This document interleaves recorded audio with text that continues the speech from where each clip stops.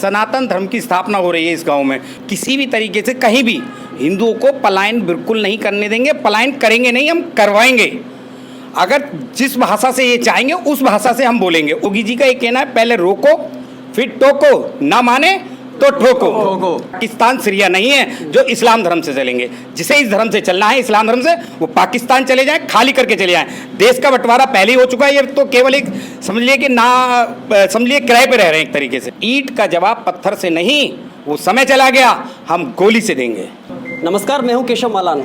नूरपुर में आज हनुमान मंदिर शिलान्यास के मौके पर इस दौरान हमारे साथ मौजूद हैं मच्छिंद्रपुरी महंत।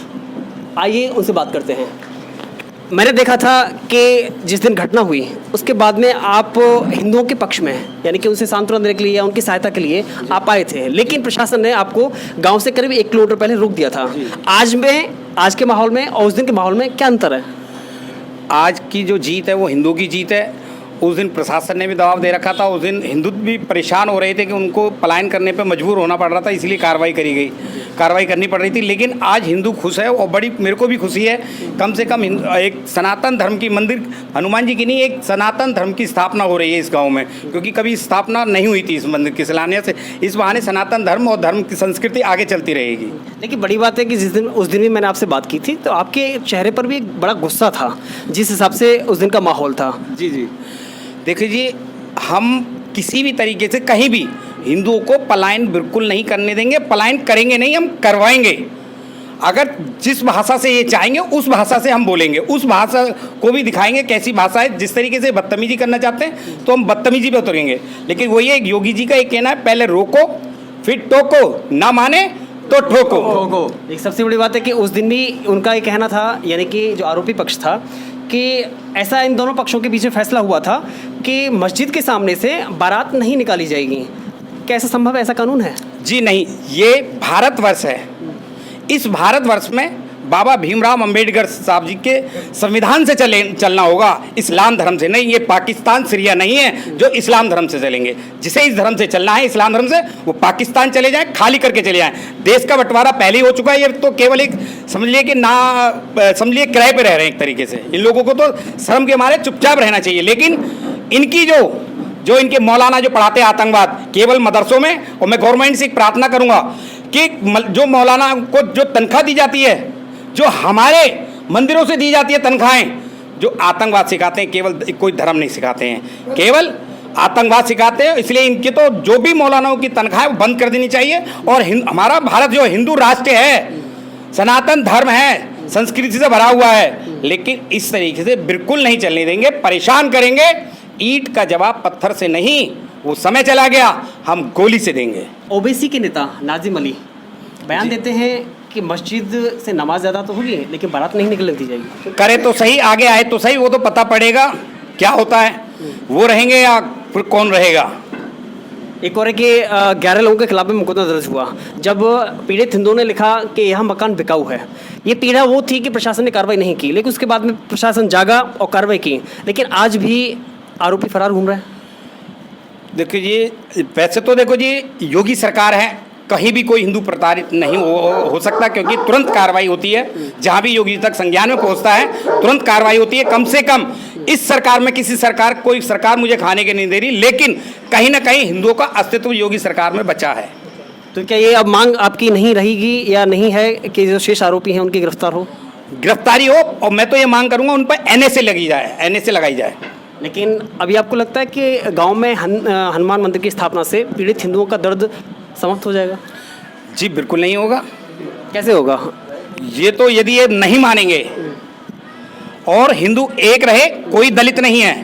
कौन कहता है दलित है? केवल दलित नहीं है, हम केवल हिंदू हैं। केवल हिंदू की परिभाषा जानते हैं हम, और केवल हिंदू हैं, इसके अलावा कोई दलित नहीं है। कौन कहता है? ये जो राजनीति करते हैं वो कहते हैं दलित हैं। ये केवल हमारे हिंदू भाई हैं और किसी तरीके से परेशान नहीं होने देंगे। आज गाजियाबाद से बहुत लोग आए और दूर दूर से भी आने के लिए तैयार बैठे हैं, पीछे नहीं हटेंगे किसी भी तरीके से। जरूरत पड़ी तो फिर आएंगे? जी बिल्कुल आएंगे, बार बार आएंगे। किस रूप में सहायता करने के लिए आया आप?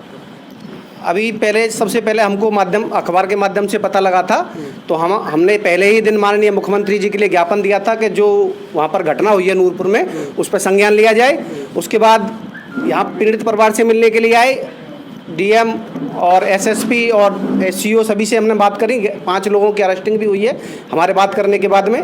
आज हमको यहाँ सूचना मिली थी, यहाँ के जो शुभचिंतक हैं उन्होंने बताया था कि मंदिर का शिलान्यास हो रहा है, आप यहाँ पर आना है। हम आए तो हम अपने हिंदू जागरण मंच की तरफ से यहाँ पर जो राम दरबार की स्थापना हम कराना चाह रहे हैं। राम दरबार में जो भी खर्चा आएगा वो हिंदू जागरण मंच हरिगढ़ भेंट करेगा। अच्छा सा राम दरबार बनना चाहिए, हनुमान जी के साथ रामचंद्र जी। ये एक नई घोषणा है, ये एक नई घोषणा है कि पहले यानी कि राम के भक्त का हनुमान मंदिर का शिलान्यास होता है, उसके बाद में घोषणा होती है हिंदू जागरण मंच की तरफ से कि गांव में राम दरबार की स्थापना की जाएगी। अभी एक बार फिर से देख लीजिए कि गांव में ढोल लगाने के साथ में यहाँ बधाइयाँ तो चल ही रही है, उसके साथ में नृत्य है, संगीत है, ये वो झूम है, वो खुशी है, वो खुशी है जो वास्तव में एक झलकती है चेहरे से भी। आज हमारे साथ में मौजूद है मैम, क्या नाम है आपका? संध्या। संध्या, कहाँ से आए हैं? मैं दिल्ली से आई हूँ। दिल्ली से आए, दिल्ली किस खबर के साथ में आप यहाँ पे आए हैं?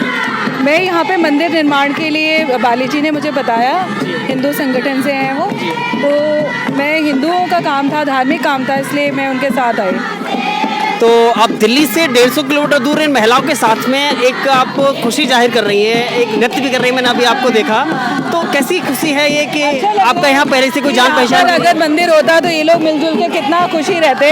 आज इनकी खुशी को देख के मुझे भी खुशी हो रही है कि औरतें खुश होना चाहती हैं, कुछ उनके लिए होना चाहिए, तो यहाँ पे वो सुविधाएं नहीं है।